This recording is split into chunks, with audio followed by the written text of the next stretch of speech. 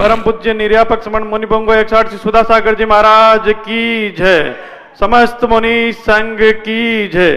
परम पूज्य मुनि श्री के चरणों में बारंबार अनुरोध, बारंबार आग्रह, हम सभी भक्तों को अपनी अमृतमय वाणी से अभिसिंचित करने की कृपा कराएं। नमोस्तु गुरुवर, नमोस्तु नमोस्तु नमोस्तु। दुनिया में दो प्रकार की शक्तियां होती हैं। एक शक्ति उपादान, जब उपादान चरम शक्ति पर होता है तब उसे किसी भी निमित्त की तरफ नहीं देखना पड़ता, सारे निमित्त उसके अनुकूल हो जाते हैं। निमित्त अपने आप उसके सामने नतमस्तक हो जाते हैं और निमित्त उपादान को जैसा कार्य करना है वैसा ही कराता है, यानी निमित्त उपादान की कठपुतली बन जाता है। ऐसे दुनिया में महापुरुष हो गए जो निमित्त की तरफ नहीं दौड़े, निमित्त उपादान की तरफ दौड़ा। दुनिया उस निमित्त को जानता है, वो निमित्त यदि ये मुझे उपयोग कर ले में तो मैं धन्य हो जाऊंगा। वो अपने आप को अभाग्यशाली मानता है। ऐसी कुछ महाशक्तियां होती हैं जिनके लिए हर निमित्त ये सोचता है कि मैं इनके काम आ सकूं, और यदि ये मुझे स्वीकार कर ले वे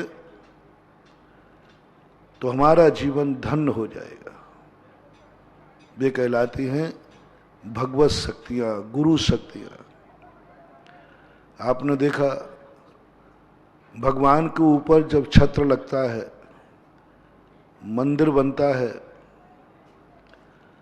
तो भगवान अपने आप को धन्य नहीं मानते। भगवान उस मंदिर में रह जाए तो बनाने वाला धन्य मानता है। और आपका कोई गरीब का मकान कोई बना दे तो मकान, जिसका मकान बना है वो धन्य मानता है कि सेठ जी ने मेरा मकान बना दिया। दोनों में कितना अंतर है। एक श्रावक भगवान का मंदिर बना रहा है और एक सेठ किसी गरीब के लिए झोपड़ी बना रहा है। जो मंदिर बना रहा है भगवान उसका एहसान नहीं मानते, बल्कि मंदिर बनाने वाला कहता है मैंने ना जाने कितने जन्म में पुण्य किए जो मुझे भगवान का मंदिर बनाने का सौभाग्य मिला। यानी निमित्त धन मान रहा है। मंदिर भगवान का बनना है, रहना भगवान को है, रजिस्ट्री भगवान के नाम है, लेकिन धन हो रहा है, खर्च उसका हो रहा है, श्रावक का कमाई उसकी जा रही है, लेकिन हर्षित हो रहा है कम से कम मेरा धन भगवान के काम तो आ सका। वही एक सेठ गरीब का मकान बना रहा है तो गरीब धन्य हो गया। गरीब कहता है हम कितने भाग्यवान हैं कि सेठ जी ने मकान बना दिया। जो उपादान प्रधानी होते हैं, जिनका उपादान पवित्र पावन हो जाता है, सारी दुनिया ऐसा ही करती है। एक भिखारी को रोटी दे रहा है, भिक्षु को, भिखारी के लिए, और एक भिक्षु को आहार दान दे रहा है। दोनों के पेट भर रहे। जो साधु को आहार दे रहा है, साधु उसका आभार नहीं मानता, साधु उसका आभार नहीं मानता। साधु के लिए, और जो व्यक्ति भिखारी को आहार देता है, भिखारी आभार मानता है, पुरुष वर्ग धर्म। जो व्यक्ति अपनी स्थितियां, दोनों में क्रिया एक ही है, दोनों में भूख मिटाई जा रही है, दोनों भूख मिटाने में कारण बन रहे हैं, लेकिन एक की जो भूख मिट रही है वो भूखा है, वो दरिद्र है, वो भिखारी है कि दुनिया से चाहता है कि कोई मुझे रोटी दे देवे। जब जब तुम्हारे मन में ऐसा भाव आवे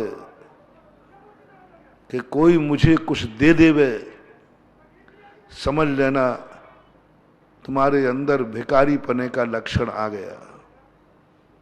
कोई मुझे कुछ दे देवे, कुछ भी चीज हो, धन हो, रोटी हो, परिवार, कुछ भी हो, कोई मुझे यह चीज दे देवे, समझ लेना तुम बहुत पुण्यहीन हो, तुम्हारा उपादान बहुत खोटा है कि तुम्हारे लिए संसार में जीने के लिए भावना करना पड़ी है कि कोई मेरे को कुछ दे देवे। और उपादान दृष्टि उस दिन मानना जिस दिन तुम्हारे मन में आवे कोई भाव कि मेरे से कोई कुछ ले लेवे। मैं किसी को देना चाहता हूं, लेना नहीं चाहता। जब जब लेने का भाव आएगा, कुछ भी लेने का भाव हो, अपने आप को कमजोर समझना, भिखारी समझना, अपने उपादान को खोटा समझना, चाहे वो आशीर्वाद भी क्यों ना हो। क्योंकि हमारी जिंदगी जब जब दूसरे के अधीन होगी, तब तब कोई ना कोई दुख होगा। पराधीन सपनों सुख नहीं। क्योंकि हमें चाहिए है, इसके बिना हम नहीं रह सकते। यही तो भिखारीपना है, और है क्या।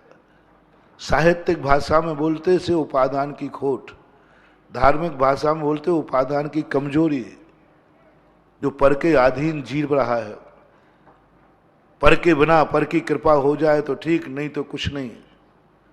पूरे संसार में बता दो, एक व्यक्ति भी ऐसा बताओ जो भिखारी नहीं है। किसान खेत में गेहूं बोता है, सोचता है हे भगवान तेरी कृपा,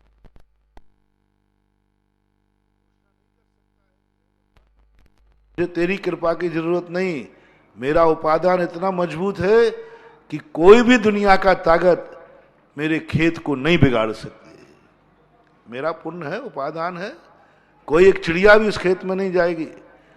बाजू में ओले गिर जाएंगे, मेरे खेत में नहीं गिरेंगे। मुझे कुछ की जरूरत नहीं, मेरा उपादान बहुत पवित्र और पावन है। लेकिन ऐसे जीवों का मिलना बहुत दुर्लभतम दुर्लभ है, जो व्यक्ति कुछ नहीं चाहता है, लेना नहीं चाहता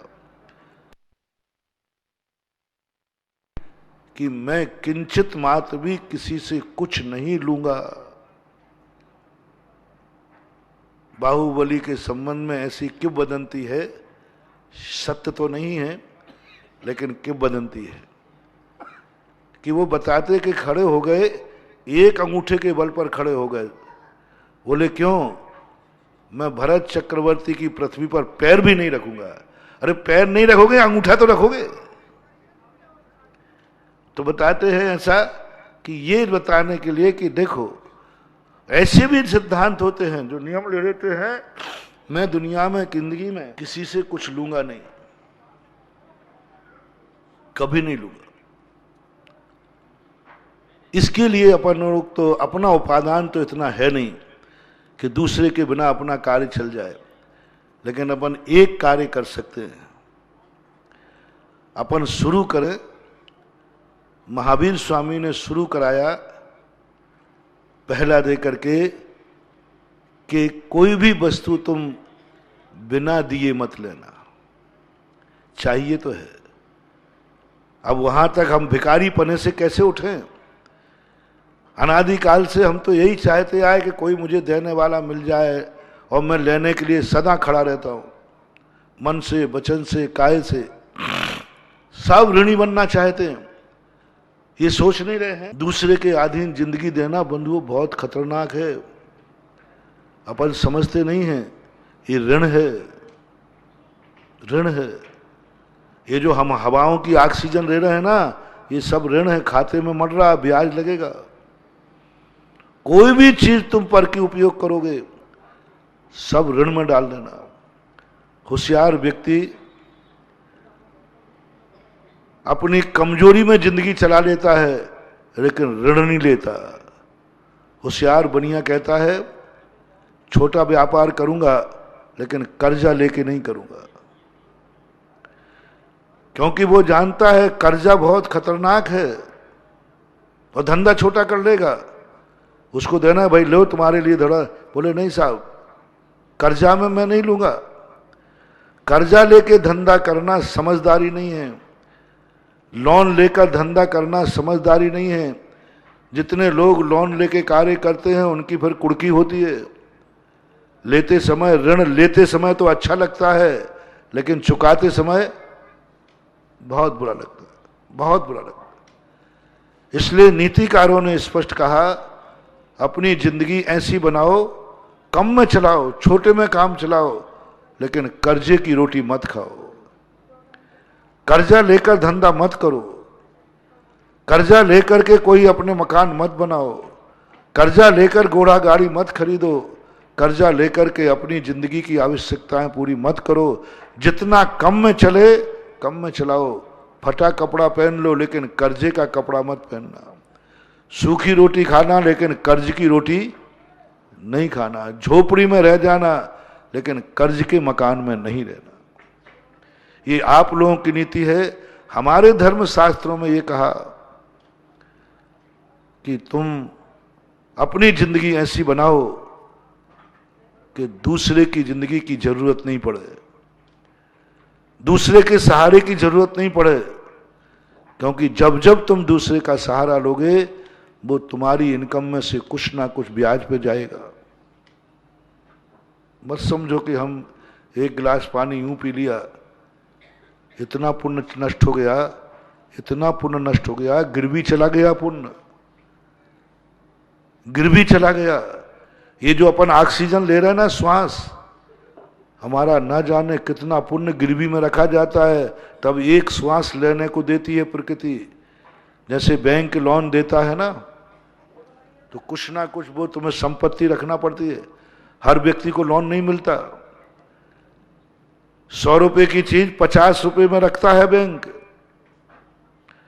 यानी उस वस्तु की कीमत 100 रुपया है तो 50-60 रुपया तुम्हें लोन में देगा, और नहीं चुका पाए तो 50-60 रुपए के बल पर 100 रुपए की चीज चली जाती। ऐसे ही जैन दर्शन कहता है कि तुम जो कुछ भी पर के अधीन जी रहे हो, ये सब में तुम्हारा पुण्य गिरवी रखा जा रहा है।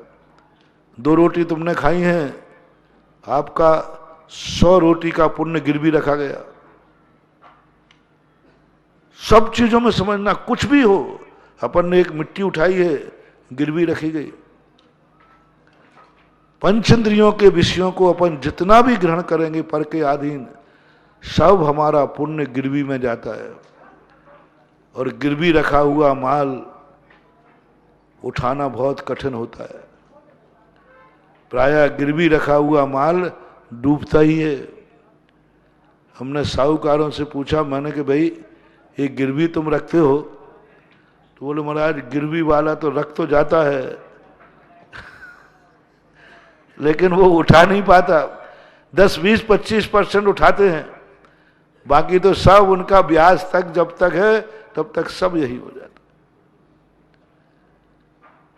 और मैंने सोचा यही तो मेरा जैन दर्शन कहता है कि तुम जितना पर के द्वारा करोगे उतना ही तुम्हारा पुण्य क्षय होता है। पुण्य क्षय के बिना कोई भी चीज का उपभोग नहीं कर सकते। पुण्य को गिरवी रखे बिना कोई भी तुम 1 मिनट की भी जिंदगी नहीं जी सकते। इसलिए जैनाचार्य ने कहा तुम एक साधना शुरू करो कि पर के बिना तुम कितना जी सकते हो, पर के बिना तुम्हारी जिंदगी कितनी चल सकती है, कितना तुम्हारा जीवन में रह सकता है। तो बोले साहब पर के बिना तो नहीं चलेगा मेरा, श्वास तो लेना ही पड़ेगी, रोटी तो खाना ही पड़ेगी, पानी तो पीना ही पड़ेगा, मकान तो बनाना ही पड़ेगा। तो उन्होंने कहा ठीक है पहला नियम करो, हम बिना दिए हुए कोई चीज नहीं लेंगे। जब तक सामने वाला देगा नहीं, हम कुछ भी नहीं लेंगे। अचौर्य व्रत, अणुव्रत, बिना दिए अदत्ता दानम, बस लेना तो है, चाहिए तो है, लेकिन हम जब तक सामने नहीं देगा मैं नहीं लूंगा, मैं चोरी का त्याग करता हूं। अदत्ता दानम इस्तेयम, बहुत बड़ी साधना है। अपन लोग समझते हैं कि ये चोरी का माल मिल गया, ध्यान रखना तुम्हें भिखारी बना देगा। चोर करके तुम चोरी करके लाओगे, कोई भी चीज लाओगे, वो तुम्हें भिखारी बनाएगा,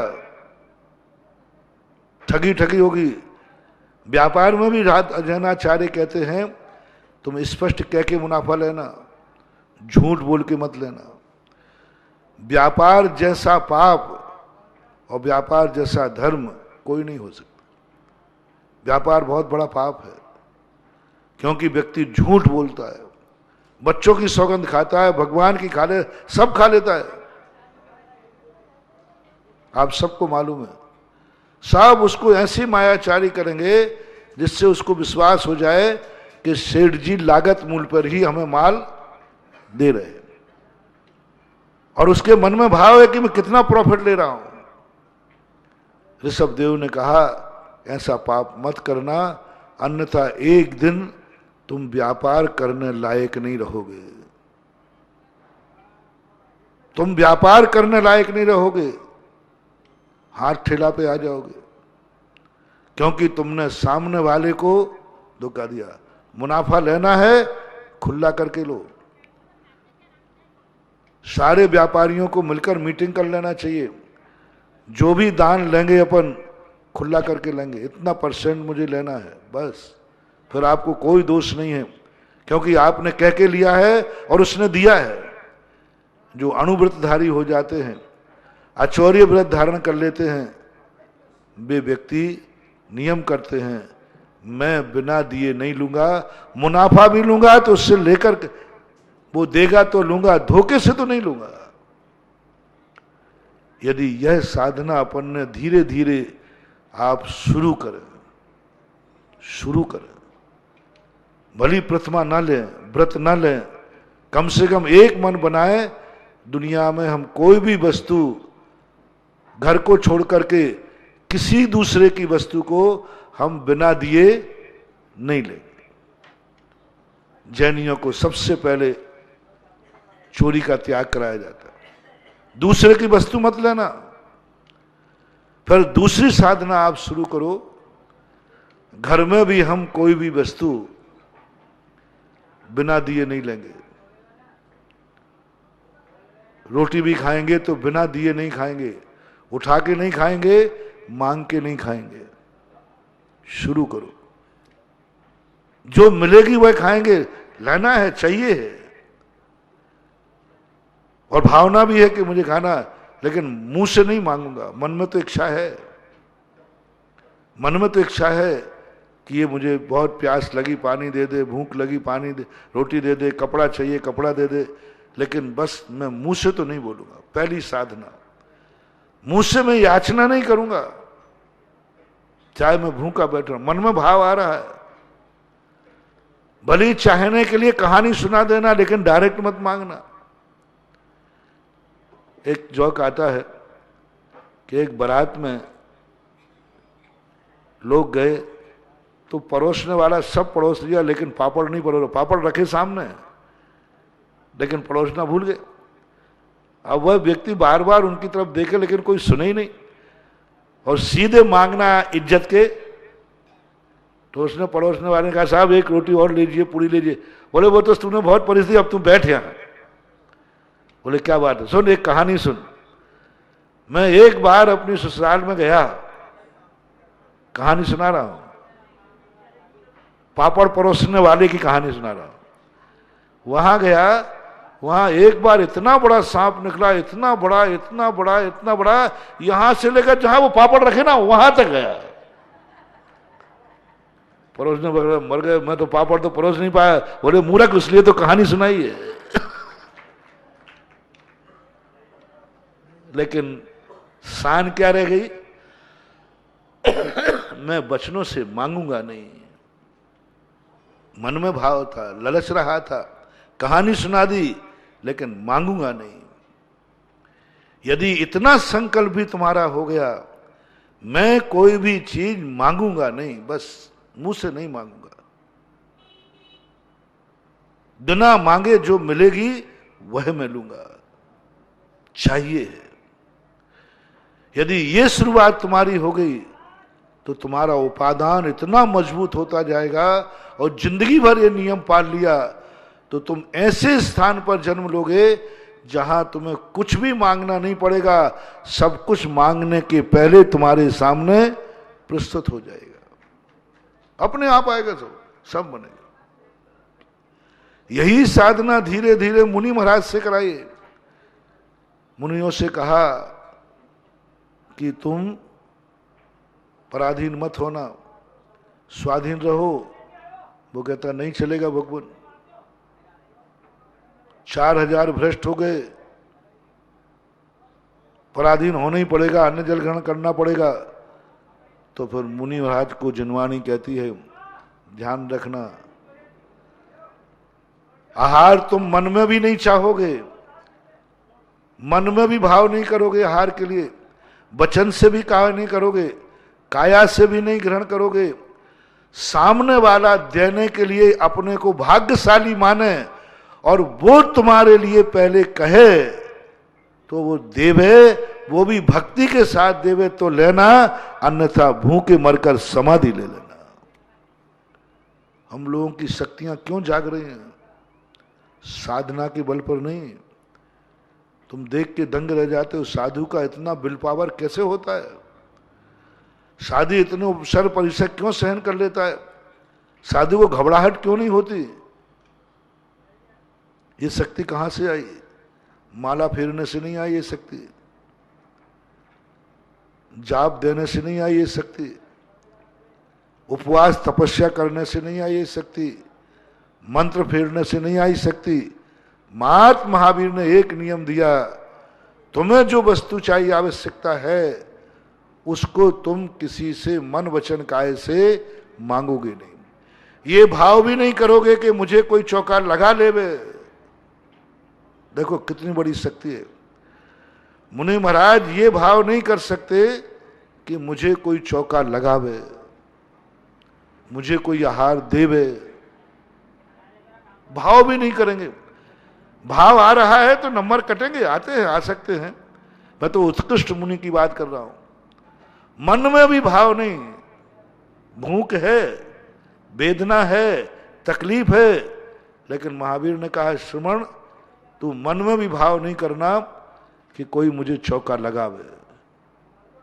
वचनों की बात तो बहुत दूर रही, साधु वचन से तो बोल ही नहीं सकता। साधु के मन में भी भाव आ जाए कोई मुझे चौका लगावे, तो उसका मुनि के पद में उसकी साधना खत्म हो गई। सच्चा मुनि मन में भी भाव नहीं करेगा कोई चौका लगावे, वचन से तो कहेगा ही नहीं, और काया से तो करने का सवाल ही नहीं। सच्चे मुनि की बात कर रहा हूं, खोटे की नहीं। खोटे मुनि तो तुम्हारे ऊपर डंडा मार के चौका लगवाएं, झगड़ा करें, भाव भी नहीं करता चौका लगाने का, परिणाम भी नहीं करता। कल चौका मिलेगा कि नहीं मिलेगा कोई फिक्र नहीं है, चिंता नहीं है। ये नियम जो साधु पाल लेता है उसकी उपादान शक्ति इतनी जाग जाती है कि सारी दुनिया उसके पीछे दौड़ती है। वो किसी की तरफ देखते नहीं है, सारी दुनिया उनको देखती है। वो किसी के सुनते नहीं है, उनकी सारी दुनिया सुनती है। वो किसी की तरफ आशीर्वाद भी नहीं देते, सारी दुनिया नमोस्तु करती है। ये गुण मैंने अतिशय चमत्कार मैंने खुद अनुभव किया, मैंने खुद अनुभव किया, चमत्कार किया। ये गुण संसार में मैंने सबसे पहले अपने गुरुदेव आचार्य विद्यासागर महाराज में देखा। आचार्य श्री की चर्या ही चमत्कार है, उनकी चर्या ही चमत्कार है। आचार्य श्री के पास इतनी शक्ति कहां से आ गई कि सारी दुनिया उनके पीछे दौड़ रही है, कोई उनकी सुनने को तैयार नहीं, वो किसी की सुनते ही नहीं। लोग दर्शन करने को तरसते हैं, कहते महाराज जी सोचना, आचार्य श्री किसी की सुनने को तैयार नहीं, किसी की नहीं सुनते। संघ की नहीं सुनते, तुम्हारी क्या सुनेंगे। वो कहते हैं हमें तुम्हारी नहीं सुनना, तुम्हें 100 बार पड़ी हो तो मेरी सुनो। वो किसी की तरफ देखते नहीं है और लोग आंखें फाड़े देखते रहते हैं। वो किसी के पीछे जाते नहीं है, सारी दुनिया उनके पीछे जा रही है। ये साधना, ये शक्ति आचार्य के पास कहां से आई। मुनि महाराज तो सभी हैं, आचार्य तो सभी हैं, सभी ने घर छोड़कर पीछे कमंडल लिया है, लेकिन आचार्य महाराज के पास ये शक्ति कहां से आई। कौन सा मंत्र फेरा उन्होंने, वशीकरण। हमारे आचार्य श्री को वशीकरण मंत्र तो क्या, नमोकार मंत्र के अलावा वे सबसे बड़ा मंत्र उसी को मानते और बीजाक्षरों को मानते। ये शक्ति कहां से आई। मैंने पूरी चर्या आचार्य श्री की देखी, शास्त्रों से मैचिंग किया कि ऐसी शक्ति कैसे आ जाती है जो किसी की तरफ नहीं देख रहा और दुनिया उसकी तरफ देख रही है, जो किसी से सबसे कोई मतलब ही नहीं रखता, सारी दुनिया उससे मतलब रख रही है। पूरी तपस्या आचार्य श्री की छानी, पूरी साधना छानी और आगम से मैच की। मात एक साधना मिली कि आचार्य श्री ने जिंदगी में नियम लिया है, भोजन तो उनको चाहिए, भोजन करते भी हैं, लेकिन कभी मैं मन वचन काय से कोई मुझे चौका लगावे ऐसा भाव नहीं करूंगा, कोई मुझे आहार देवे ऐसा भाव नहीं करूंगा। आहार को तो उठूंगा, लेकिन कोई मुझे चौका लगा लेवे, आहार दे देवे, मुझे आहार चाहिए है, ये इच्छा नहीं करूंगा। और ये साधना उन्होंने, गजब की साधना मेरे आचार्य जी, कभी फिक्र नहीं करते, ऐसे ऐसे स्थानों पर विहार कर देते। एक बार मैंने तुम्हें संस्मरण सुनाया था ना कि शिखर जी का विहार करना था और आचार्य श्री चल पड़े। कमेटी कहती महाराज बताओ तो सही कहाँ जाना है, बोले हमें पता ही नहीं है। और ऐसे रास्ते पे विहार कर दिया जिस रास्ते पे जैन समाज थी ही नहीं, और कमेटी को बताइए नहीं किसी को।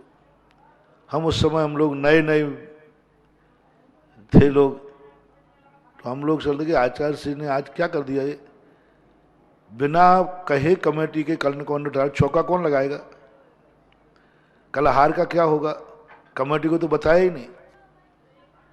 और बिना बताए कमेटी क्या करे बेचारी, चौके के लिए तो सामान इकट्ठा करना, ये करना, और कुछ भी नहीं कहा। हम लोग पीछे चल करके, जो छोटे छोटे महाराज हम लोग थे, हम लोग एक दूसरे को बिंग करे चला रहे, कल का उपवास ले लिया कि नहीं, कल किसी को कुछ नहीं मिलना, क्योंकि आचार्य जी ने किसी को कहा नहीं। और ऐसे रास्ते पे जा रहे हैं जहां समाज है ही नहीं, तो हम लोग रास्ते में एक ही बात कर रहे, कल तो सबको बिल्कुल आहार पानी कुछ नहीं मिलना, क्योंकि चौका लगेगा ही नहीं, किसी को कहा ही नहीं। लेकिन क्या गजब की बात है। और आचार्य श्री को चिंता होना चाहिए, हम अपनी चिंता नहीं करें, हम छोले छपाटों की चिंता तो करें। हम लोग यही कहें कि आचार्य श्री को खुद की चिंता नहीं है, चलो वे तो बड़े हो उपवास करें। हम लोग तो अभी नए दीक्षित हैं, हम लोगों का क्या होगा। पहले तो 18 किलोमीटर शाम को चलो और 15 किलोमीटर सुबह चलो, उतने में आहार पानी की कोई इंतजाम नहीं हो। तो भैया देखो हालत क्या होती है। अब कम से कम हम लोग चिंता करें, हम लोग तो नए हैं। पर आचार्य श्री तो जब कोई चिंता नहीं, चलते गए सुबह तक कोई भरोसा नहीं। एक स्कूल पड़ा 9:30 बजे, वहां देखा तो मैंने कि यहाँ तो मामला को तो श्रावक पहले से, हम 7-8 साधु थे, 15 चौके लगे और पता नहीं कहाँ कहाँ से चौके आए। मैंने कि तुम्हें फोन किसने किया था, हम लोगों ने पूछा किसने कहा, बोले हम लोग किसी ने समाचार नहीं दिया, बस इतना ही सुना है कि आचार्य श्री उस रास्ते पे चले हैं जहां कोई समाज नहीं है। बस ये खबर हमें मिली और हम लोग लेके चल पड़े। मुक्तागिरी के अंदर एक बार विहार कर रहे थे, सन 1981 घटना, 80-81 घटना है, चतुर्मास के बाद 81 लग गया था जनवरी के। 60 किलोमीटर घनघोर जंगल, आदिवासियों का, कुछ भी नहीं, मकान नहीं, गांव नहीं, कुछ नहीं। आचार्य सुबह सुबह पर पीछे कमंड उठाया, शाम को उठाएं तो रात भर आपको मिल जाती है कि भाई शाम को यहां तक गए तो सुबह आचार्य से कहां पहुंचेंगे। वो रास्ता उन्होंने सुबह 6 बजे उठ गए शाम को, और 6 बजे उठ करके उस रास्ते पे, और बिल्कुल गांव का रास्ता, जंगल का। हम शायद हम लोग थे उस समय सन 1900 हम लोग कहा आचार्य जी ये जंगली रास्ता है। वो आचार्य जी कहते मालूम है। मैंने कि यहाँ कोई समाज नहीं है, तो आचार्य जी कहते मालूम है। मतलब हम लोगों को इसे कहेंगे कि आचार्य जी थोड़ा बहुत कहेंगे तुम कहीं फोन लगा देना चौके को, हम इधर से जा रहे हैं। तो आचार्य जी मुझे मालूम है, बस एक ही शब्द मुझे मालूम है। अरे मालूम है तो जा क्यों रहे हो फिर? लेकिन वहां किसकी सुनवाई है? चले गए, चलते गए। कानपुर में एक परिवार था, उसको पता चला कि आचार्य से इस रास्ते पे गए जहां कोई समाज नहीं। वो वृत्ति था, उसके घर में 16 का सब सामान था, प्रतिमाधारी थे वो, एक जिजानी करके थे वो, प्रतिमाधारी थे उनके यहाँ सब लोग। सारा उन्होंने पूरा सामान उठाया और गाड़ी में भरा और बस उसी रास्ते पे आ चल पड़े। उधर आचार्य से जा रहा है, वो गाड़ी से आया है। एक आदिवासियों की एक झोपड़ी थी, बस झोपड़ी पे क्या था, बरांडा था अकेला, बस उस पर खप्पड़ छाए हुए थे, कमरा भी नहीं था, बरांडा ही था अकेला एक। अब वहां उन्होंने जाकर के रुक गए। आचार्य श्री को भी आए, महाराज जी 9:30 बज चुके थे, बैठ नहीं था, रुक नहीं था। आचार्य श्री हम लोग पेड़ के नीचे बैठ गए। अब वो सब तो लेके आ गए, लेकिन पाटा भूला है। और जंगलों में पाटे के नाम की वहां कोई चीज नहीं, गोल गोल पत्थर थे, पत्थर भी नहीं थे। ऐसी स्थिति बनी।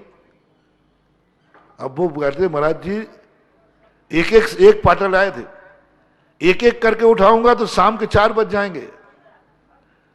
और महाराज के लिए उच्चासन के बिना वो बैठने वाले है नहीं। तो उन्होंने हम लोगों से पूछा, अब अपन लोग तो नए आदमी, अपन को क्या मालूम है कि चौकी तो देनी पड़ेगी, नहीं तो हम लोग तो हार नहीं करेंगे उच्चासन के बिना, उच्चासन चाहिए। तो हम लोग करें क्या, पत्थर भी नहीं है यहां पर, तो गोल गोल पत्थर है, मिट्टी, काली मिट्टी का एरिया। वहां पर जाकर फिर हम लोग आचार्य श्री पास गए।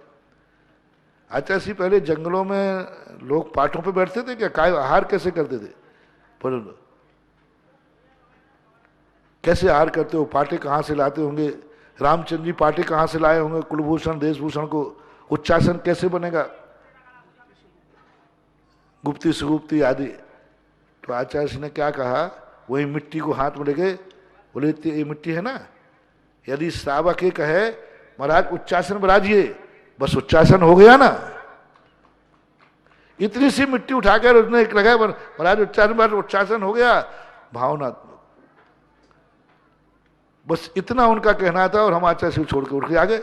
तो आचार्य ने कहा ये कौन सा जमाना, पहले तो प्रश्न कर रहे हैं भाई, पहले हम पैर दबा रहे थे वो, और जैसे ही पता चला हमने कहा बस ऐसा कर लेना। हम लोगों ने आचार्य से कहा बाद में, हार के बाद, महाराज कितनी परेशानी हुई? बोले नहीं, अपन को इस माध्यम से इसलिए नहीं जाना कि यहाँ चौके लगते हैं, यहाँ समाज है, इधर जाएंगे तो हमें चौके की व्यवस्था हो जाएगी, इधर जाएंगे तो चौके की व्यवस्था नहीं होगी। ये परिणाम लाना अपने साधुता को खंडित करना है, ये भाव लाना। मैंने कि महाराज वहां से चले जाते आप, उधर से समाज ही समाज थी, 10-15 किलोमीटर का चक्कर था। बोले नहीं, अपन को रोटियों के पीछे नहीं घूमना,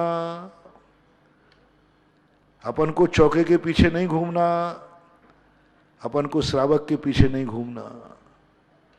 उस समय 81 की बात कह रहा हूं मैं, हम लोग क्षुल्लक थे, दीक्षा लिए मुश्किल से 5-6 महीने, साल भर मान लो, और क्या हुआ था, 8-10 महीने तो हो गए होंगे। बोले नहीं, हम लोगों ने बहुत कहा महाराज जी इतना बढ़िया रास्ता था, समाज भी थी, 20-20, 25 बजे समाज थी, सब चाह रही थी, सबने श्रीफल चढ़ाया। तो आचार्य बोले क्यों? मैंने कि वहां से करते तो ये चौकों की दिक्कत तो नहीं जाती, चौका लगते आराम से। फिर आचार्य जी ने हम लोग समझाया, जिंदगी में कभी चौकों के पीछे नहीं दौड़ना, रास्ता चौके के लिए नहीं बदलना, इस रास्ते में चौका मिलेगा, इसमें नहीं मिलेगा, इस कारण से रास्ता नहीं बदलना। हाँ जाना है सो जाओ, लेकिन दृष्टि में ये नहीं आना। आज मुझे वो बातें आचार्य से की याद आ रही हैं। आचार्य से कहते जा सकते थे वहां, जाने में कोई बाधा, लेकिन इसलिए जाना कि वहां चौके, यहां से जाने पर चौका मिलेगा नहीं, वहां जाने पर चौका मिलेगा। ये भाव कभी स्वप्न में मत लाना, चौके के लिए रास्ता मत बदलना। श्रावक हैं इस रास्ते पे, इस पे श्रावक नहीं है, इसलिए अपना रास्ता नहीं बदलना। जाना है सो जाओ, लेकिन इसलिए कि इधर कोई श्रावक नहीं मिलेंगे तो आहारचर्या कैसे होगी, ये मन में भी भाव नहीं लाना। तुम्हें चौके के पीछे नहीं घूमना है, तुम्हारा भेष वो है, चौके तुम्हारे पीछे घूमेंगे। तुम्हें रोटी के पीछे नहीं घूमना है, रोटी तुम्हारे पीछे घूमेगी।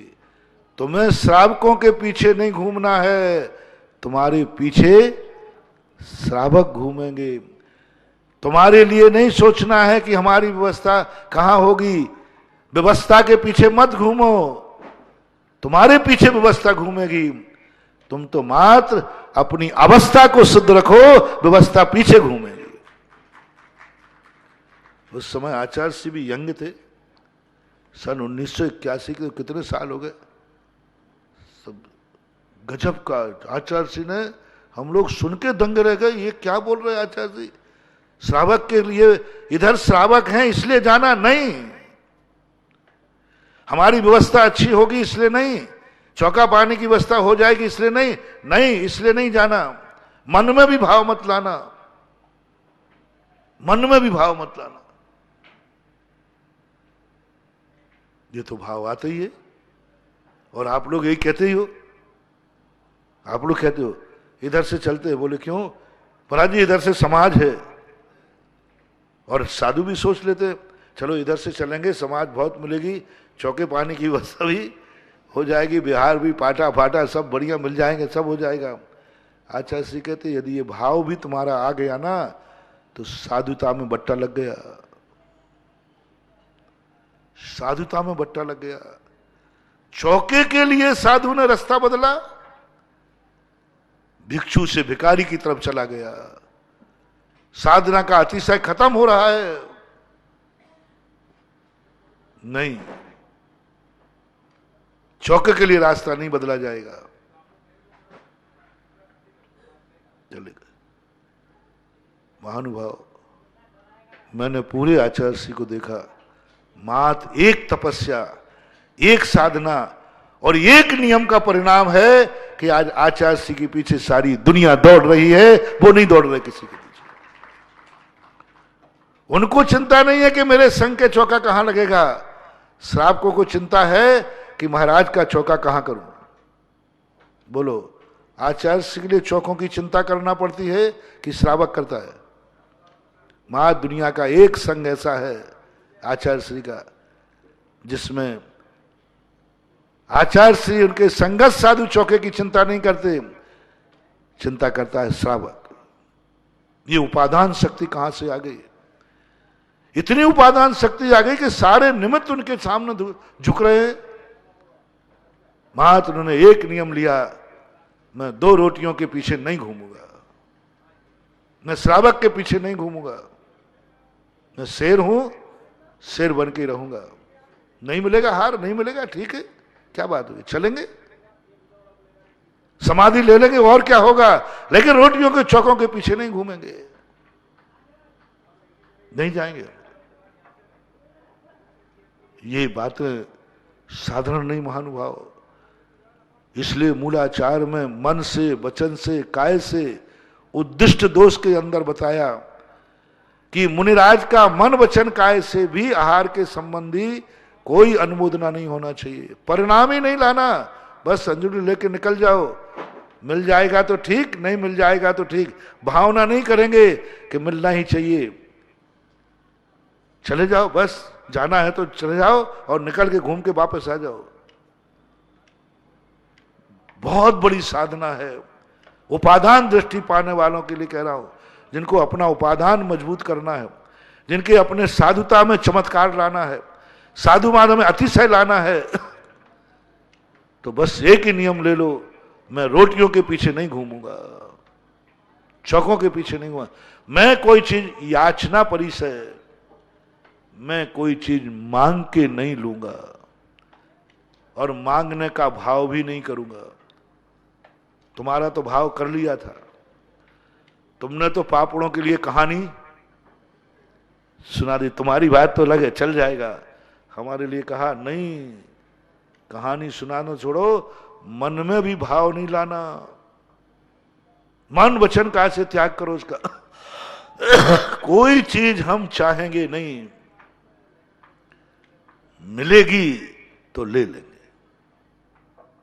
आहार साधु चाहता नहीं है, मिल जाता है तो ले लेता है, मांगता नहीं है, कोई भी चीज नहीं मांगना, पाटा भी नहीं, पर लकड़ी भी नहीं, कुछ नहीं चाहिए हमें, उत्कृष्ट साधु का लक्षण है। हमारे आचार्य जी के साथ पहले पाटे भी नहीं चल पाते, बोले नहीं, जमीन पे बैठते थे, बैठ जाते थे, लेकिन कभी उन्होंने अपने मुंह से कहा हो कि मेरा पाटा लगा दो, पाटा चाहिए, नहीं कहा। उन्होंने याचना नाम की चीज की ही नहीं, पेंसिल की भी याचना नहीं की, कभी कॉपी की याचना, कोई याचना नाम की चीज ही नहीं, कमंडल में पानी तक की याचना नहीं की उन्होंने कि मेरे कमंडल में पानी डाल दो। मैंने उनको खूब परखा, खूब देखा, कमंडल इतना तो कहते कमंडल लाओ मेरा, पर उसमें पानी नहीं है तो ये नहीं कहेंगे पानी डाल दो, ये नहीं कहेंगे, वे बिल्कुल नहीं बोलेंगे मैंने पानी डाल, याचना नहीं करेंगे। ये है उपादान दृष्टि, पहले व्रत रूप में आती है उपादान दृष्टि, पहले साधना रूप में आती है उपादान दृष्टि, फिर प्रकट होती है अंदर से उपादान दृष्टि। और ये उपादान दृष्टि ऐसी परिणति हर व्यक्ति को सीखना है कि हमारी जिंदगी में वो दिन आ जाए मुझे कुछ भी याचना नहीं करना पड़े, शक्ति आ जाए, इतनी शक्ति आ जाए कि मेरे मन में भाव नहीं आवे। और आचार्य श्री का यही मात्र एक नियम, आज 50 साधु हैं, 350 चौके लग रहे हैं इंदौर के अंदर, 350 चौके हैं अभी आज की तारीख में, कल कोई बता रहा था 33-40 साधु, 350 चौके क्या कहलाते हैं? क्या कारण है? उनकी उपादान शक्ति जाग गई, बड़े कष्ट सहन किए हैं उन्होंने, हाँ ऐसे ऐसे कष्ट सहन किए हैं, ये आज जाग गया उनका पुण्य उस साधना के बल पर। इसी राजस्थान से जब बिहार करके गए, संभवतः 79 की बात है, स्थान का नाम नहीं बता रहा हूं, एक स्थान पर पहुंचे, सवेरे 18-20 किलोमीटर का बिहार था, शाम को बिहार हुआ, कड़ाके की गर्मी थी जम के, और एक क्षेत्र पर पहुंचे, यहाँ के लोगों को तो मालूम है महाराज जी अपने आप समाचार भेजेगा, समाचार आ जाएंगे अपने आप, महाराज आ रहे हैं, चौका लगाना है, बिना कहे चौके नहीं लगते थे राजस्थान में, कमेटी को कहना पड़ेगा, साधु को इशारा करना पड़ेगा मेरा चौका कहाँ है। जब मैं राजस्थान में आया था यहाँ यही हाल थे, यहाँ साधु को कहना पड़ेगा कि हम आहार कहाँ लेंगे, कहाँ रुकेंगे, बिना कहे साधु को चौका नहीं लगता था राजस्थान में। साधु को कहना पड़ेगा, कमेटी को कहना पड़ेगा, व्यवस्था करना पड़ेगी, बिना उसके चौका नहीं हो सकता था। मैंने खुद 94 में आचार्य जी बात देखा, आचार्य जी जब यहाँ से लौट के गए तो हमने आचार्य जी से कहा कि आचार्य जी आप राजस्थान से इतनी जल्दी क्यों भागे, वहाँ क्या था? तो आचार्य ने कहा एक आध बार तुझे भी अनुभव करा दूंगा। और जब मैं आया तो हमने आचार्य जी का बोले अब अनुभव करो राजस्थान से मैं क्यों भागा था।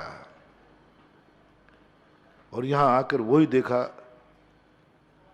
साधु को बहुत नीचे उतरना पड़ता है, साधु को नचा डालते हैं, साधु को ऐसी ऐसी स्थिति करते राजस्थान में कि साधु कठपुतली बनकर नाचता है श्रावकों के, संगपतियों के। यहां साधु जब आते थे संगपति हो जाता, वो नचाता था सबको, वो विहार कराता था। श्रावक के पीछे घूमते हैं, एक बार मैंने सुनाया था अभी संस्मरण में, भैया मेरा विहार करना, बोले महाराज आज विहार नहीं कर सकते, आज हमारे यहाँ सगाई है, कल तीये की बैठक है, परसों मीटिंग होगी, फिर उसके बाद विचार करेंगे, लेने जाने के इंतजार में। लेकिन आचार्य सिंह तो आचार्य सिंह है, देखो क्या स्थिति बनी है। 2 संस्मरण में सुनाता हूं। एक दिन स्थिति बनी कि शाम को आचार्य सिंह ने 20-22 किलोमीटर विहार किया, सुबह किया, एक स्थान पर पहुंचे, वहां कोई चौका था ही नहीं, महाराज ने कही नहीं था कि मैं आ रहा हूं, किसी को उम्मीद नहीं थी। पहुंच गए तो मैनेजर आके पूछता है, अब देखो नहीं चलेंगे, महाराज जी आज तो 14 से सबके उपवास तो होंगे, यही सब पूछे, आज तो 14 से सबके उपवास तो होंगे। आचार्य सिंह ने एक बार भी कहा नहीं हमारा किसी का उपवास नहीं है, नहीं कहा, मुस्कुरा गए बस। और हालत सबकी ऐसी हो रही थी, गर्मी का समय, आचार्य सिंह इशारा भी नहीं किया कि नहीं आहार को उठेंगे, किसी का उपवास नहीं है। चलो अपने नहीं बोलते, ये कह देते ये छुल्लक लोग वगैरह है, योग सागर जी वगैरह थे, ये लोग तो उठेंगे आहार को, कुछ नहीं कहा, कुछ नहीं कहा। संघ से भी नहीं कहा कि इन लोगों से कहोगे आहार को उठना है। हाँ नहीं, कई लोग कहते स्वयं तो नहीं कहेंगे, संघ से कहलवा देंगे। संघ से नहीं, ब्रह्मचारी ने किसी से कुछ नहीं बोले। उन्होंने कहा 14 से आज महाराज जी आज तो उपवास होंगे ही सबके। महाराज जी मुस्कुरा गए, बैठ रहे। उसने समझ लिया मौनम स्वीकृति लक्षणम। अब लोग पूछे भैया महाराज, नहीं हम महाराज से पूछ के आए, महाराज ने कुछ नहीं कहा, इसका तो उपवास है। 1:30 बजे के लगभग कोटा से जम्मू कुमार जी थे, वो पहुंचे, 1-2 लोग और पहुंचे। सारे संघ की हालत बहुत बुरी हो रही थी, पूरे ओंठों पे पपड़ी जमी थी, गला सूख रहा था, शरीर बिल्कुल बैठने की शक्ति नहीं थी। उन्होंने कहा महाराज जी आपके संघ की हालत क्या हो रही है? मैनेजर महाराजों के हार सबके ठीक हुए?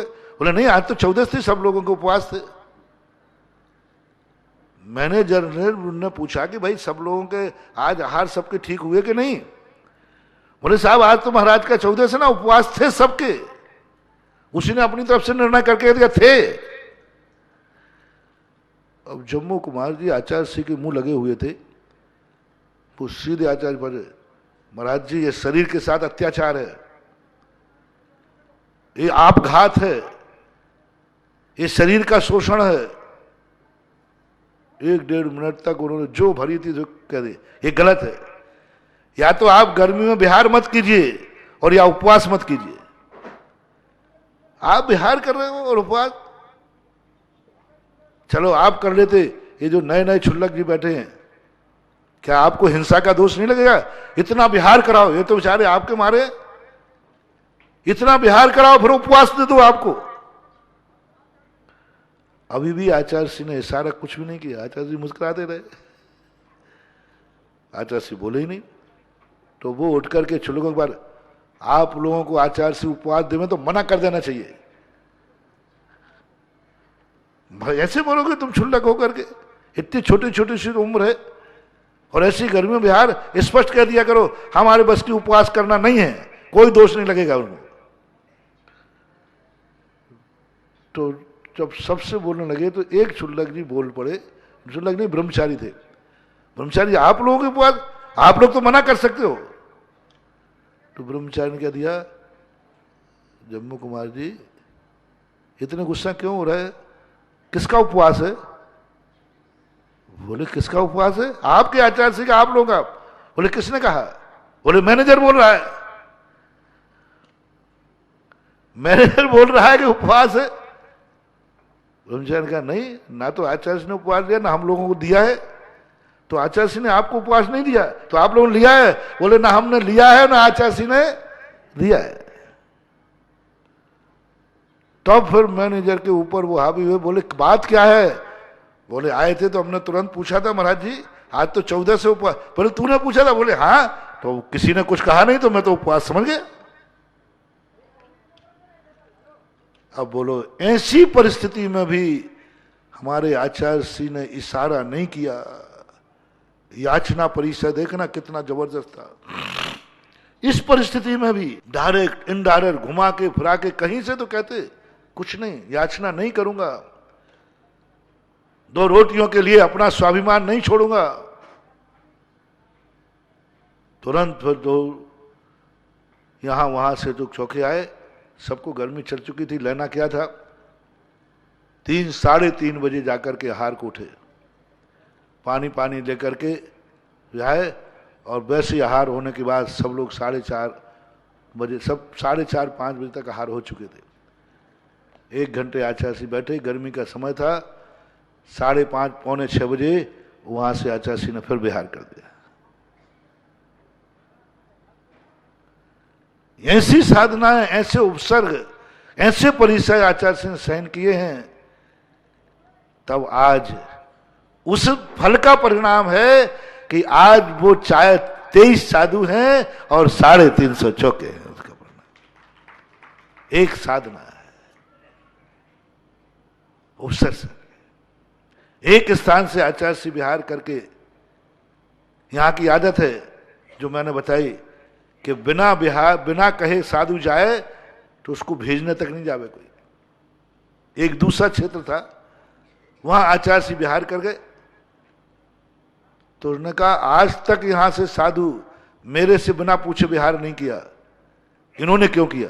कोई नहीं जाएगा, जान दो अकेले। माली को भी नहीं भेजा।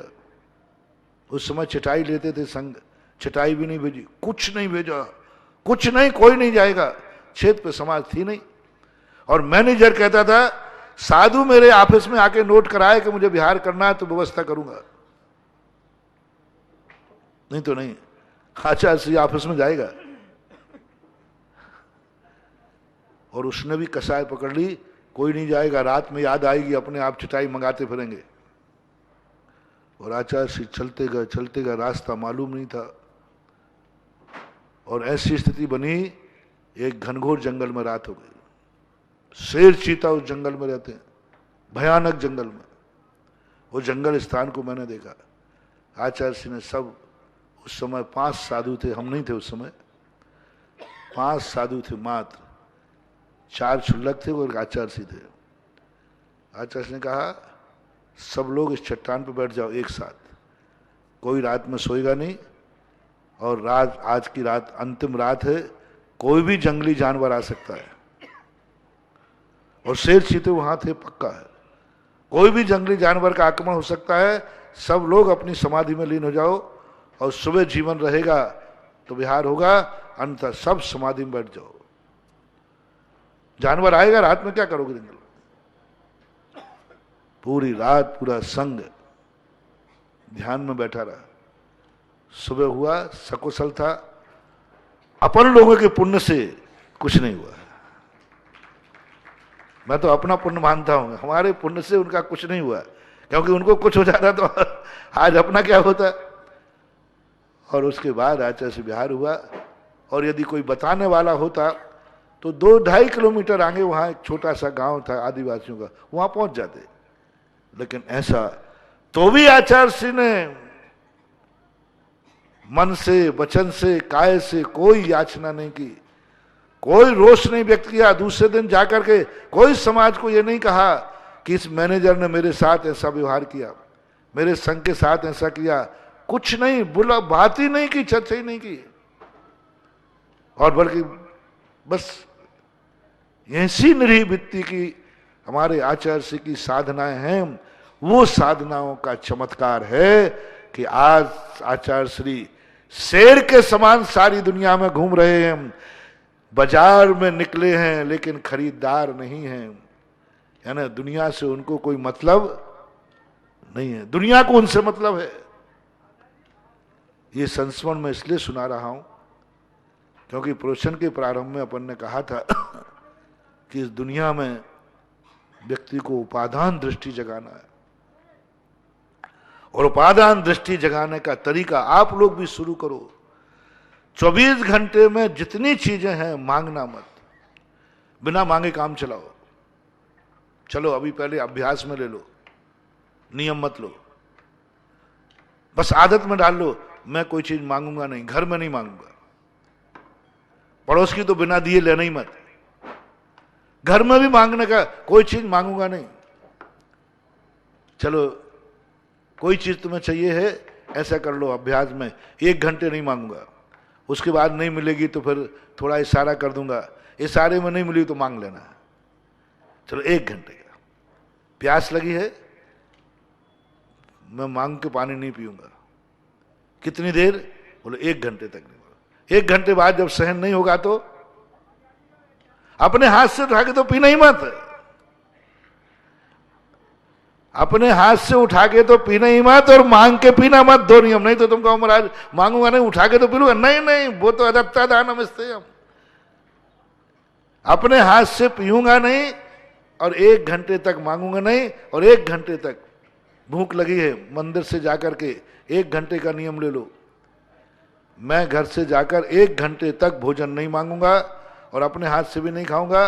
1 घंटे बाद यदि नहीं मिलेगा तो फिर जरूर इशारा कर दूंगा कि अरे कोई तो दे दे रे। गुस्सा में मत कहना, नहीं तो तुम फिर इशारा करना। कैसे इशारा करना? मांगना नहीं, फिर भी क्या भोजन बन गया है, दे दो, ये मत बोल लेना, नहीं तो दोष लग जाएगा। ये पूछना क्या भोजन बन गया है, क्या पानी है। मांगना नहीं, मुझे दे दो, दे शब्द मत बोलना, दे दो नहीं, पानी है क्या, भोजन बन गया क्या, इनडायरेक्ट। इतने में भी तुम्हारी मम्मी तुम्हारी पत्नी नहीं समझे तो फिर कह देना मिले माए, और क्या करोगे।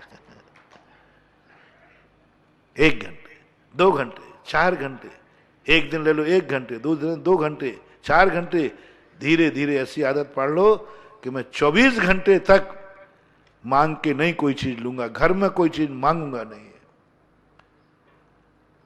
ये बात यदि आपके जीवन में उतर गई, ऐसी शक्ति आपकी आत्मा की जागेगी कि सारी दुनिया तुम्हारे पीछे दौड़ेगी, तुम्हें किसी दुनिया की तरफ देखने की जरूरत ही नहीं पड़ेगी। और ये साधना सबसे पहले महावीर ने हम लोगों को कराई, याचना परिचय के लिए रूप में दे दिया। तुम्हें किसी चीज का मांगने का भाव आ गया, ये उपसर्ग है, परिचय है, महान दोष है, नहीं लाओ। हे श्रवण, तुम्हारी शक्ति ऐसी दौड़ेगी, ऐसी साधना जगेगी कि देवता भी तुम्हारे पीछे घूमेंगे, देवता अपने आप को धन्य मानेगा। इसलिए साधु की नीति कितनी बड़ी शक्ति। एक वो भिखारी है जो देने वाले का एहसान मानता है, एक वो साधु है, हैं? कौन एहसान मानता है? ले ले तो एहसान है। ऐसी उपादान शक्ति जागे, यानी तुम्हारे लिए कोई, और ये ध्यान शक्ति क्या आ गई, हम कभी किसी से कुछ चाहेंगे नहीं। ऐसी भगवान को श्रीफल चढ़ाओ, माला फेरो, ध्यान करो, हे भगवान मुझे कभी इस दुनिया से कोई चीज ना लेना पड़े। और दूसरी बात जगाओ, उपादान दृष्टि जगाओ, बस मैं दुनिया को कुछ देना चाहता हूं, बस मुझे देना है, क्योंकि मुझे देने में आनंद आता है, लेने में दुख होता है। जब कोई चीज लेना पड़े तो ऐसे ही समझना मैं दुर्भागा कर्जा ले रहा हूं। कर्जा हर्षपूर्वक लिया जाता है कि मजबूरी में? मजबूरी। और जब देना पड़े, साहूकार। तुम साधु नहीं बन सकते हो तो साहूकार बनो, साधु नहीं बन सकते हो तो साहूकार बनो। साहूकार देना जानता है कि लेना जानता है? वो ब्याज वाला साहूकार नहीं कह रहा हूं। साहूकार कहता है, हे भगवान, मुझे देने में बहुत आनंद आता है, मैं देना चाहता हूं। इसी आदत को देख करके जिनवानी ने कहा, ये जैन श्रावक है, इसको देने में बहुत आनंद आता है, लेने में नहीं। जैनी लेने में आनंद नहीं मनाता, देने में आनंद मनाता है। जैनी कमाने में आनंद नहीं मनाता, दान में आनंद मनाता है। और ये नेचर महावीर ने समझ लिया। संसार के किसी भी दर्शन ने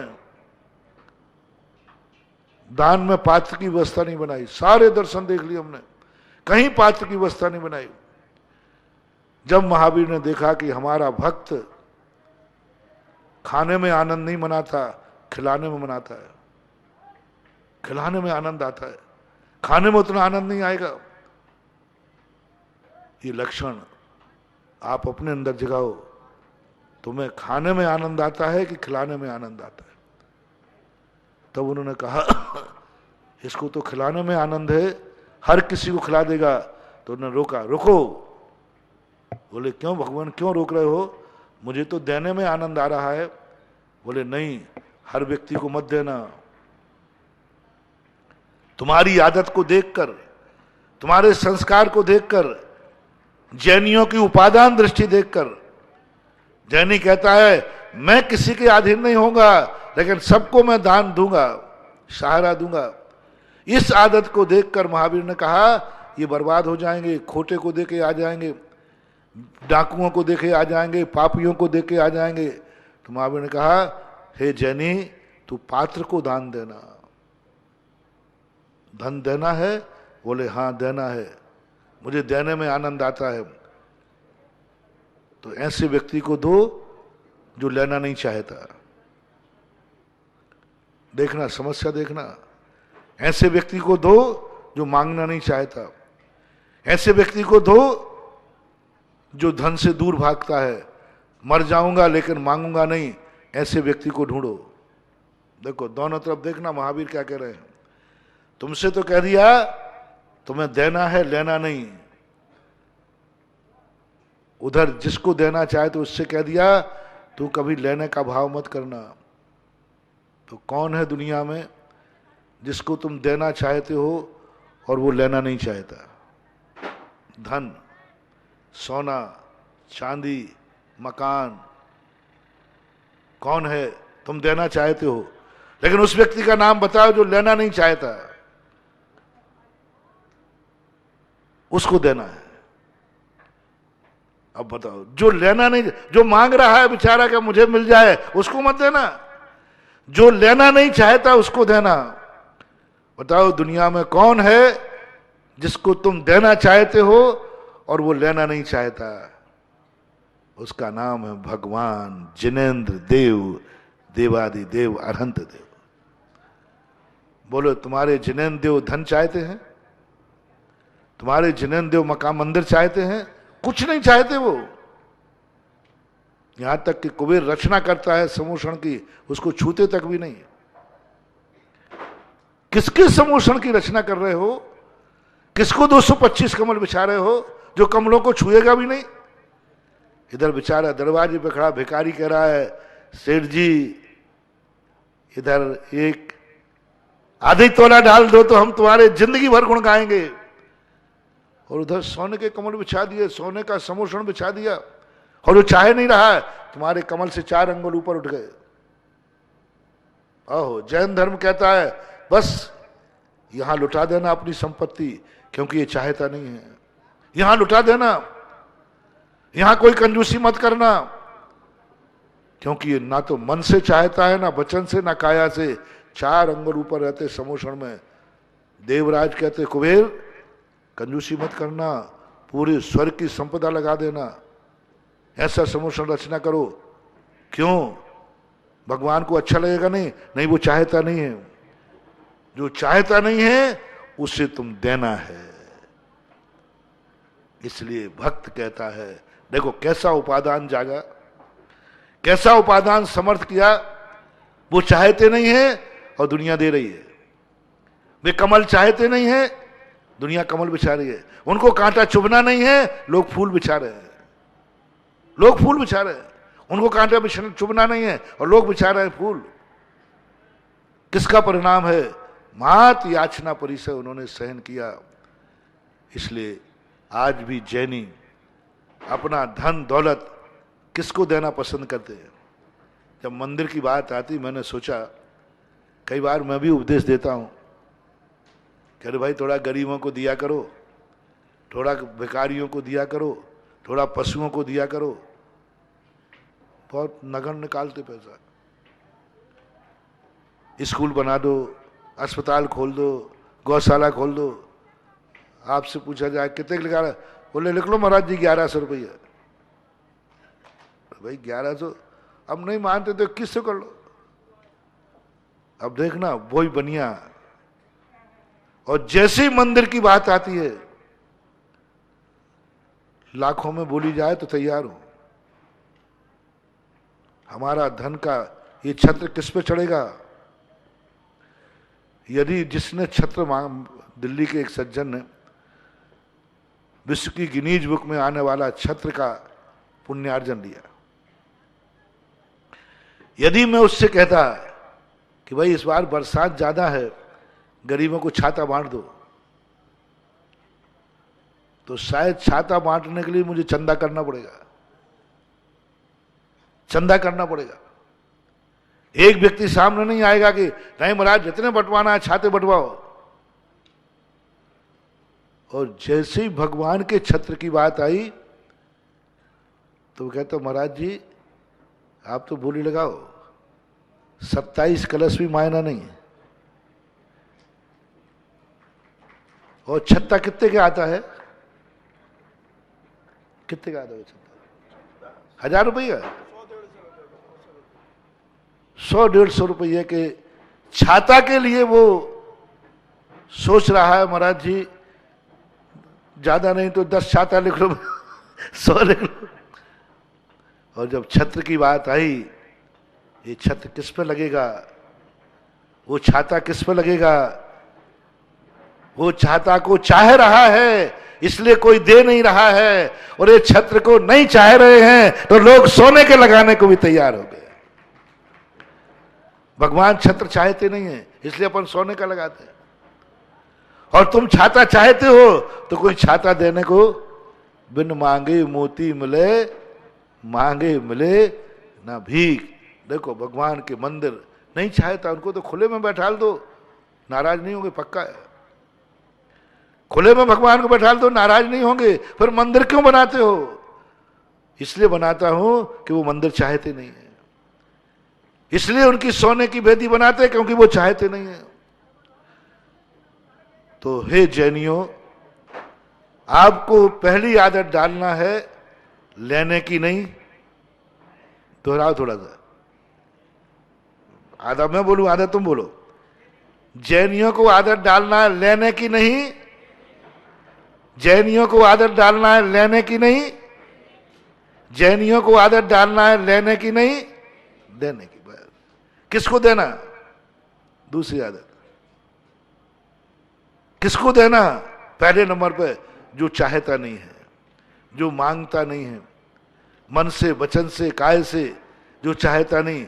देवी देंगे तो देखता नहीं है, देवी देंगे तो छूता नहीं है, देवी दे तो एहसान मानता नहीं है, देवी दे तो वो कुछ भी खुश होने वाला नहीं है, देवी दे तो कोई खुश होने वाला नहीं, चाहते ही नहीं।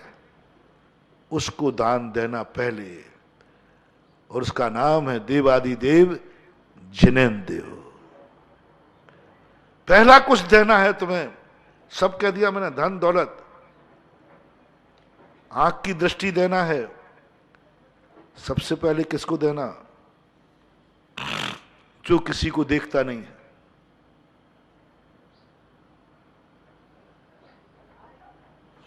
दृष्टि किसको देना? आंख किसको देना? आंख का उपयोग किसको करना? सुबह उठ करके किसको देखूं सबसे पहले? उसको देखना जो किसी को देखता नहीं है, किसी को नहीं देखता, और किसी के देखने की चाहत भी वो कभी नहीं चाहता कि कोई मुझे देखे। वो भी किसी को नहीं देखता है और वो ये चाहता भी नहीं कि कोई मुझे देखे। उस आत्मा को देखो। संसार में दो व्यक्ति हैं जो सारी दुनिया को देखना चाहते हैं, उसको मत देखना। जो ये लोग चाहते हैं कि लोग मुझे देखें। संसारी व्यक्ति बाजार में टम टम करके क्यों निकलता है? वो क्या सोचता है? लोग मुझे देखें। अब तुम्हें किसको देखना है? लोग कहे मुझे देखो ना, मैं मुझे मत देखना, नीची गर्दन कर लेना। कहना मैं उससे देखना चाहता हूं जो दुनिया को नहीं देखता और दूसरे को दिखाने के लिए परिणाम भी नहीं करता। बस सुबह उठ करके ऐसी आत्मा का दर्शन कर लेना, उसी का नाम है जिनेंद्र देव, जो किसी को नहीं देखता। और उसका भाव भी ये नहीं है कोई मुझे देखे, उसको देखना है। उसको अपनी आंख की दृष्टि सुबह से 5 मिनट के लिए दे दो, 10 मिनट के लिए दो, अनिमेष देखना शुरू कर दो। उस व्यक्ति को देखो। दृष्ट्वा भवंत मनिमेष ब्लोक नियम। जो कभी परिणाम नहीं कर रहा कोई मुझे देखे और मैं किसी को देखूं, उसको देखना है। किसकी सुनना है? जो कभी नहीं सोचता कोई मेरी बात सुने, परिणाम ही नहीं। जिनेंद्र देव की वाणी प्रमाणिक क्यों है? वे बोलने ही नहीं चाहते, उनको बोलने का भाव ही नहीं है, वे सुनाने का भाव ही नहीं करते, अपने आप ध्वनि निकलती है। ऐसा शास्त्रों में आया। भगवान कभी बोलने का भाव नहीं करते, उनको परिणाम भी नहीं आता कि मैं उपदेश दूं, किसी को सुनाऊं। दोनों बात है, वो किसी की सुनते नहीं है और वो किसी को सुनाने का भाव करते नहीं है। ऐसे व्यक्ति की तरफ से कभी आवाज निकल जाए, समझ लेना वही जिनवाणी है, क्योंकि ऐसा जिनेंद्र देव है। उसकी बात सुनो कानों से। किससे बोलना? किससे बोलना? जो किसी से नहीं बोलता है। जो किसी से नहीं बोलता उससे बोलना है। उसके सामने अपना कंठ खोलना है, जो किसी से नहीं बोलता। और कोई बोलने वाला भी सुनाए तो वो चाहता भी नहीं कोई मेरे से बोले। अपन लोग तो दोनों चाहते हैं, मैं तुमसे बोलूं तुम मेरे से बोलो। और भगवान एक ऐसा है जो स्वयं नहीं बोलता और ये भी नहीं चाहता कि कोई मेरे से बोले। बस उसके सामने इतना बोलना, इतना बोलना, इतना बोलना कि जब तक कंठ में आवाज है तब तक बोलते रहना। किससे? जो किसी से नहीं बोलता है और किसी से बुलवाना भी, बस उसके सामने बोलना जब तक कंठ में आवाज है। उसी का नाम है पूजा, उसी का नाम है जिनेंद्र भगवान। देखो कैसी विशेषता है। स्पष्ट लिखा है जैनियों के यहां, तुम कितना भी पूजा चिल्लाओ भगवान सुनते ही नहीं है। कितना भी कुम करो भगवान तुमसे बोलेगा ही नहीं। और सबसे ज्यादा देवता भी बस हमें वही व्यक्ति चाहिए जो दुनिया की सुनता नहीं, दुनिया की सुनाता नहीं। उसी को मैं सुनाऊंगा सबसे पहले। सहस्र नाम 1008 नामों से पुकार रहा है। किसको? जो भगवान सुनने वाले नहीं, उनको मतलब ही नहीं। और सौधर्मेंद्र 1008 नामों को सुनाता है, उनके सामने नाचता है। नाचो पैरों से, नाचो पैरों से। कौन? जो नाच को देखना नहीं चाहता उनके सामने नाचना। जो नाच को देखना चाहते हैं उनके सामने मत नाचना। आह क्या बात है महानुभाव। जो देखने के लिए बैठे हैं दर्शक, नाच देखने के लिए आए, उनके सामने मत नाचना। ये नाच खोटा है, ये नाच गलत है। नाच नहीं है तो किनके सामने नाचना? बोलो ना माता हो, खूब जम के नाचना, खूब नाचना। किनके सामने? जो नाच देखते ही नहीं है और देखना ही नहीं है, भाव नहीं है, उनका भाव ही नहीं देखने के। उनके सामने कभी मत नाचना। बोले आप लोगों का नाच देखने के लिए इतने लोग आए, वो कौन सा डांडिया रास होता है? कौन सा? डंडिया, डंडे से खेलते ना, वो डंडे से, वो दशहरा के लगभग आता है और सब लोग देखने आते, सब उनके सामने न नाचना। कहते हैं ना, हम उन्हीं के सामने नाचते हैं जिनको नाच देखने का शौक नहीं है, जिनकी नाच देखने के लिए आंख नहीं उठती है, जिनके नाच देखने के लिए वो देखने का भाव ही नहीं है, उनके सामने सौधर्मेंद्र नाचता है, सची नाचती है। भगवान को कोई लेना देना नहीं, वे अपने आप में मस्त हैं और ये नाचे जा रहा है। कैसा नाच? संसारी व्यक्ति को तो हो जाए, कोई देख ही नहीं रहा, मैं क्या करूं नाच के। और इंद्राणी कहती है जो देख नहीं रहा है ना, उसी के सामने नाचने का आनंद है, मजा आता है। समय आपका हो गया। आज बहुत बड़ी बात आपको कही, आगे भी चर्चा अपन करेंगे कि अपनी जिंदगी का देना सीखो, लेकिन उसको देना जो लेना नहीं चाहता है।